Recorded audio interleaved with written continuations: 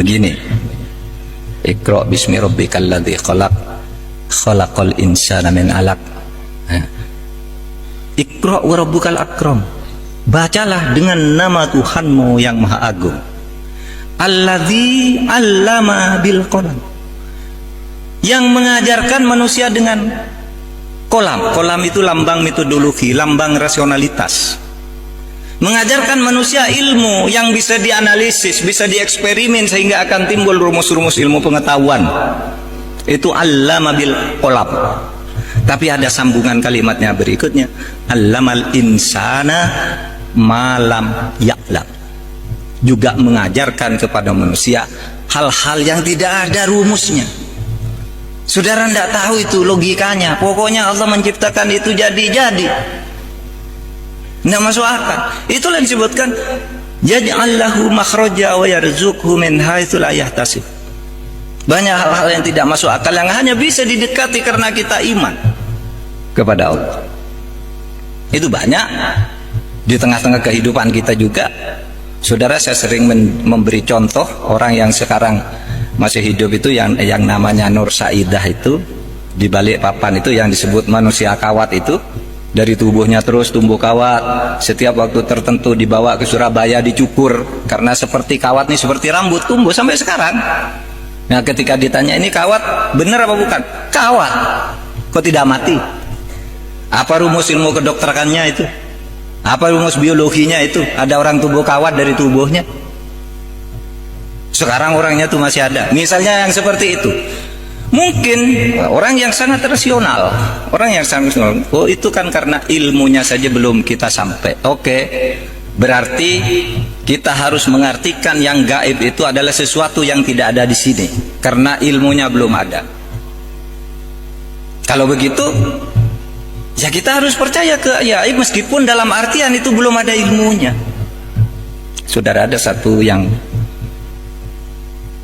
agak menggetarkan juga ketika mungkin sudah banyak yang baca buku ini, sebuah buku kecil ya, judulnya Life After Death, hidup sesudah mati, ditulis oleh Raymond Moody. Raymond Moody ini adalah seorang dokter yang karena pinternya dia dalam bidang kedokteran kemudian dijadikan guru besar di bidang filsafat kedokteran. Nah, ketika dia mengajar ditanya oleh mahasiswanya, Pak Mode, Bapak dokter yang sudah nangani banyak ribuan orang mati, banyak menyelamatkan orang tapi sering juga gagal. Mahasiswanya tanya, Dok, kalau orang mati itu pergi kemana?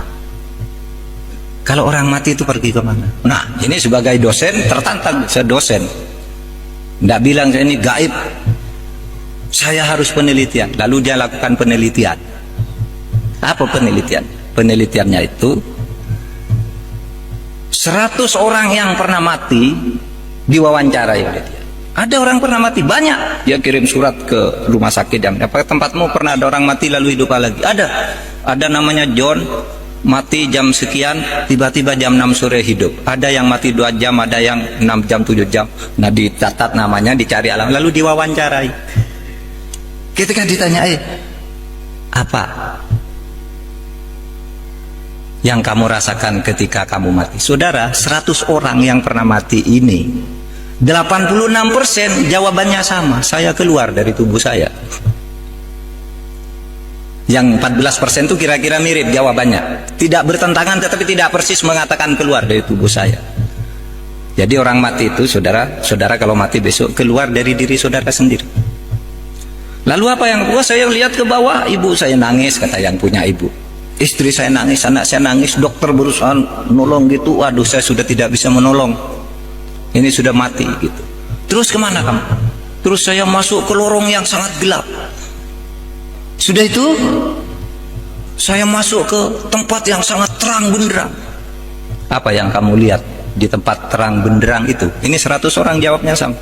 Saya melihat seluruh perjalanan hidup saya dalam sekejap. Jadi sekejap dia bisa melihat semua apa yang dilakukan ketika hidup itu. Ya, ketika masuk sekolah, ketika pergi ke pasar, ketika pacaran, ketika berselingkuh, ketika korupsi, dilihat semua dalam sekejap itu. Terus sesudah itu saya terus ke atas lagi, tiba-tiba ada tabir di sana, saya tidak bisa masuk. Seakan-akan ada suara, ngapain kamu ke sini, belum waktunya kamu. Terus saya hidup lagi. Saudara bisa baca bukunya ini, ilmiah. Penelitian ilmiah tentang sesuatu yang tidak ilmiah.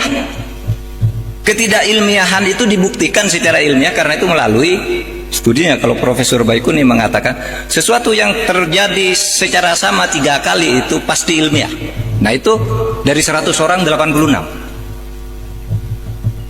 Bahkan dikatakan 100% sama, cuma yang 14 itu variasinya tidak persis kalimatnya gitu. Ilmiah. Lalu apa yang terjadi sini? Nah, saudara, banyak hal menarik di situ. Pertama, bahwa orang itu bisa pergi dari tubuhnya. Kayak saudara pergi sedang tidur, saudara pergi ke Afrika, saudara naik pesawat, itu mimpi, itu kan pergi saudara dari tubuh saudara. Ya, sudah pergi dari tubuh saudara, berkelana ke alam-alam di luar saudara, pergi. Yang kedua, ini yang sangat luar biasa. Apa ada?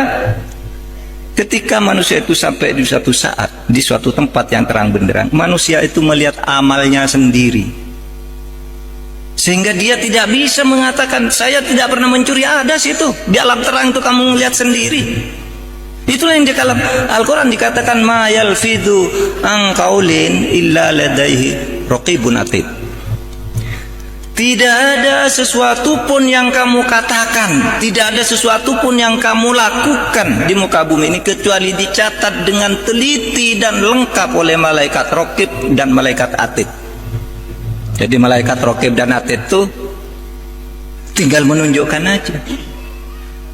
Maka kata Al-Quran itu kalau dalam surat Yasin itu al-yauma nakhtimu ala afwahihim wa tukallimuna aydihim.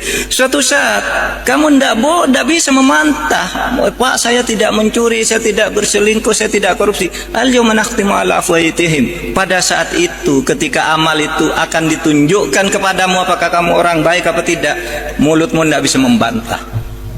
Terkunci, nakhtimu ala afwahihim. Kunci mulutnya, tidak boleh bilang tidak. Lalu apa? Yang bicara adalah wa tukallimuna aydihim, tangannya yang mengatakan ini loh buktinya saya pernah nempeleng orang, ini loh pernah saya nyopet dompetnya orang, ini loh saya pernah nyolek cewek gitu.